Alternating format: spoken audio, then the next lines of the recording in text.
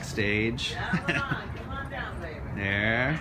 Yes. Griselda. We'll pay you somehow. Look at this audience. Okay. A real massing. Okay, you tell me. You gotta talk into that microphone. Okay. So. Right in it. Kiss it. It's time. Okay, so. Give a little introduction for, talk about okay, thanks so everyone, this is, 7th we year. started this little project Get closer. in the year 2010. So, if my math is 2009. correct. 2008. 2008? Yeah, I think so. Okay, there's a little controversy over that. I can't really confirm nor deny. But you've been here the whole time. Okay, but What's it called? okay, so I guess it's called the Burning Man speech. We do it once a year, and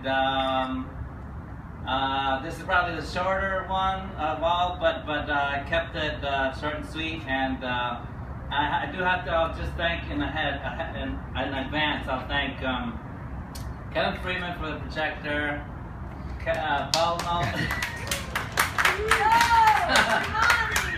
Knowles for the microphone and the speaker, and I also have to thank Sarah Jane for making a late suggestion to one of the later versions, and also Brett McGuire also.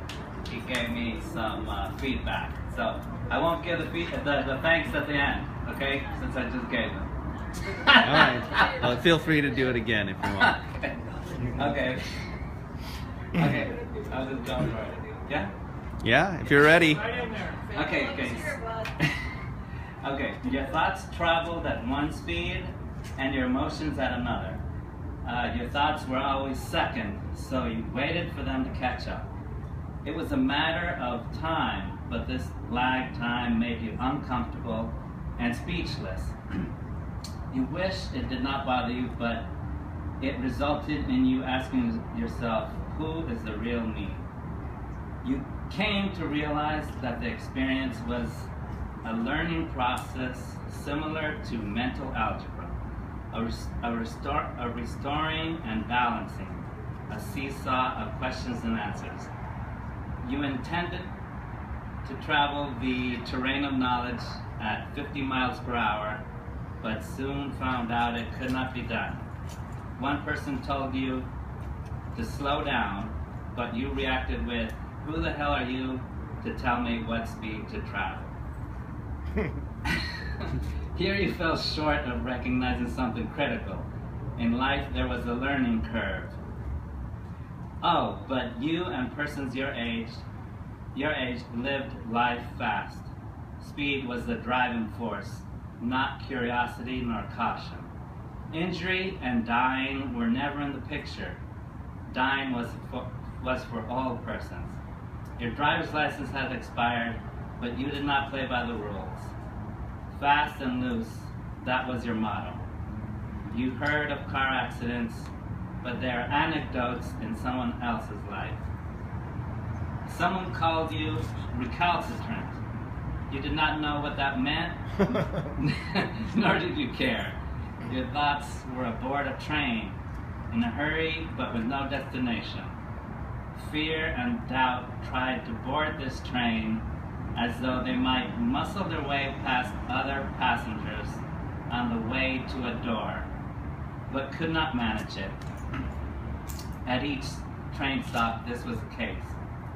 Nevertheless, you were on board and they were not. This gave you a false sense of security. You believed you could call all the shots if you desired.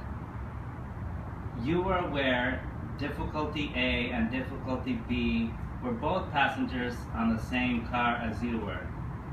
Their presence gave you pause, and this made you consider strategies to dealing with them and learning from them. By learning, you would avoid performing the same mistakes over and over again. That was what you told yourself. You realized solving a problem was not always a straight line from point A to point B. Part of almost every solution was to slow down the fast-paced world. By doing so, you had the opportunity to pull apart the pieces that composed them. That composed the problem, and deconstruct what made it difficult. By using a many-step process, you could change the degree of difficulty.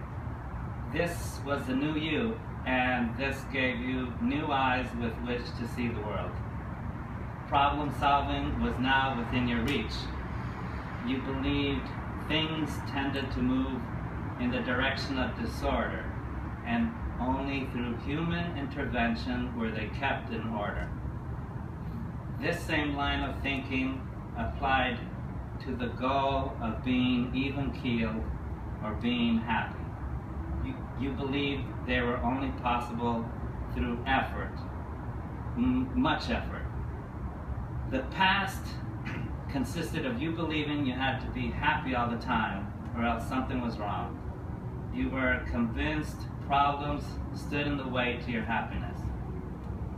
Life consisted of you tackling one problem after another, and you began seeking problems just so you could solve them.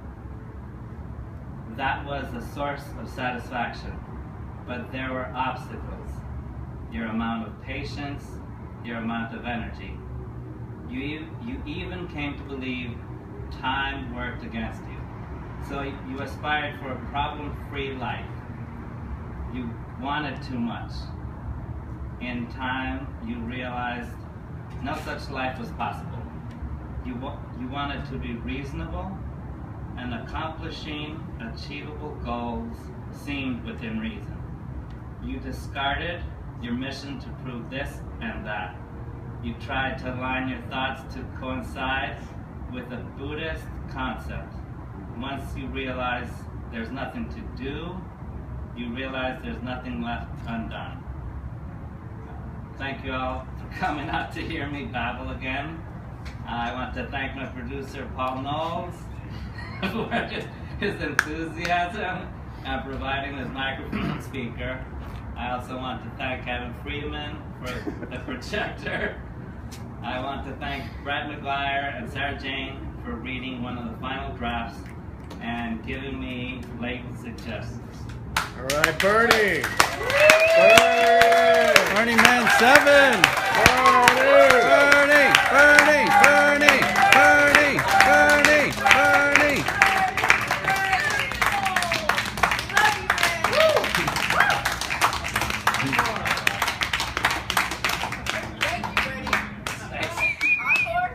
Encore. What does that mean? That means if you got anything else.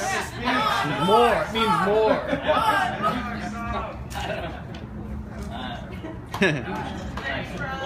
All right.